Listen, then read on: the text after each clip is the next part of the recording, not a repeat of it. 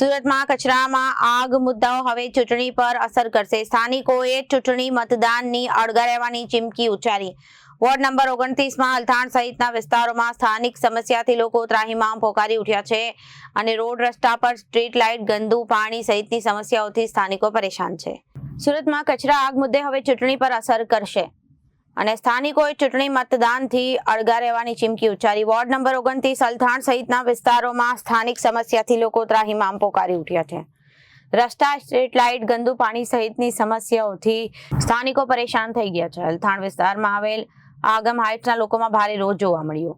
આગના ધુમાડાઓ ઘરમાં આવે છે, રોડ રસ્તા ખરાબ છે, સ્ટ્રીટ લાઇટની સુવિધા નથી. અનેક પ્રશ્નોને લઈને સોસાયટીના લોકોમાં રોષ અને મુદ્દાઓ સાથે જો આ નિરાકરણ નહીં આવે તો આ વખતે વોટ નહીં કરીશું. ખજોદ ખાતે લાગેલી કચરામાં આગનો મુદ્દો હવે ચૂંટણી પર અસર થશે. ખજોદ ખાતે લાગેલી આગ લોકોના સ્વાસ્થ્ય માટે હાનિકારક જોવા મળી રહી છે. સ્થાનિક લોકો જણાવી રહ્યા છે કે 10 દિવસથી વધુના સમયથી લાગેલી આગ બેકાબુ છે અને આગનો ધુમાડો ઘરમાં આવે છે, જેના કારણે નાના બાળકોથી લઈને મોટા લોકો ધુમાડાના કારણે બીમાર પડતા હોય છે. આટલી મોટી ઘટના બાદ પણ તંત્ર એક્શનમાં આવ્યું નથી. કોઈ નેતાઓ કે કોર્પોરેટરો પૂછવા પણ આવ્યા નથી. આ વખતે ચૂંટણી બહિષ્કારની વાતો પણ કરવામાં આવી છે. ચૂંટણી આવતી હોય ત્યારે વોટ માંગવા માટે નેતાઓ દેખાતા હોય છે, ત્યારબાદ લોકોની સમસ્યા માટે કંઈક દેખાતું નથી. कॉर्पोरेटर कौन છે તે પણ સ્થાનિક લોકોને ખબર નથી. हम वार्ड नंबर 29 में रह रहे हैं, तो हमारी बिल्डिंग के पीछे आगम हाइट्स के पीछे पूरा डंपिंग साइट बना हुआ है. डंपिंग साइट में हर 15-20 दिन के अंतराल में आग लग जाती है. ये क्या है? ये कोई कौभांड है कि आग लगाने का कोई कारण होगा? आप उसके ऊपर एक्शन लीजिए. और मेन तो यही कहना है, मोदी जी का क्या कहना है, स्वच्छ भारत अभियान. क्या ये स्वच्छ भारत अभियान हमको ऐसा दिखना चाहिए? आज सूरत एसएमसी बोल रही है आप स्वच्छता रखो, खुद एसएमसी स्वच्छता नहीं रखती है तो आम आदमी कहाँ से स्वच्छता रख पाएगा? तो इसके ऊपर एक्शन लिया जाए.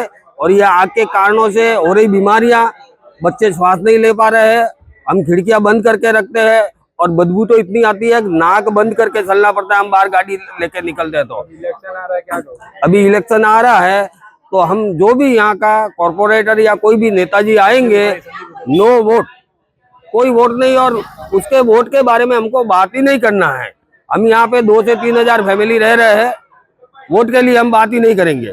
हमको इसके खिलाफ एक्शन चाहिए. આગમ હાઇટ્સમાં હું રહું છું અને આજે છેલ્લા 10 દિવસથી લાગેલી આગ એટલા બધા લેવલ પર આગળ વધે છે અને એને બુઝાતું નથી. એટલે એને લીધેનો જે બધો સ્મોક, ધુમાડો એ આ બધા બાળકોને માટે, અમારે માટે બહુ તકલીફ પડે છે. હું સિનિયર સિટીઝન છું, છતાં પણ કોઈ ધ્યાન આવતું નથી. આજે કેટલા વખત અહીંયા કોઈ કોર્પોરેટર નથી આવતું કે અમે અમારો પ્રોબ્લેમ કોને રજૂઆત કરી શકીએ. એટલે એના માટે હવે જે આ નેક્સ્ટ ઇલેક્શન આવી રહ્યું છે તો એની અસર એના પર ચોક્કસ પડશે એવું અમને લાગી રહ્યું છે.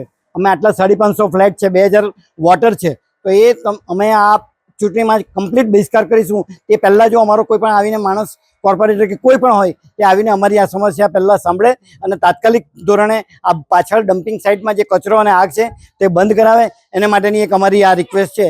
પહેલું આ ધ્યાન આપવામાં આવે એ અમારી આ રિક્વેસ્ટ છે. सर, मेरा नाम तजिंदर है, मैं सनफ्लावर वनेब का प्रेसिडेंट हूँ.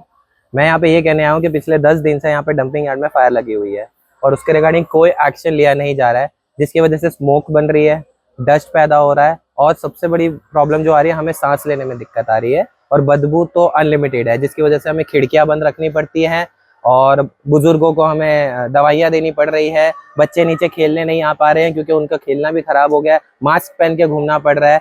ये हालत आ गई है कि ये हमारे लिए एक छोटा लॉकडाउन जैसा लग रहा है.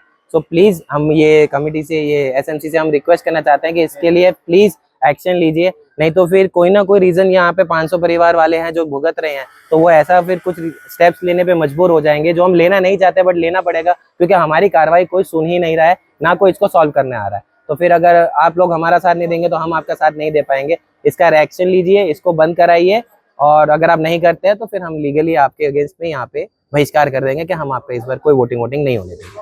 Thank you sir. Bureau report, जनादेश न्यूज.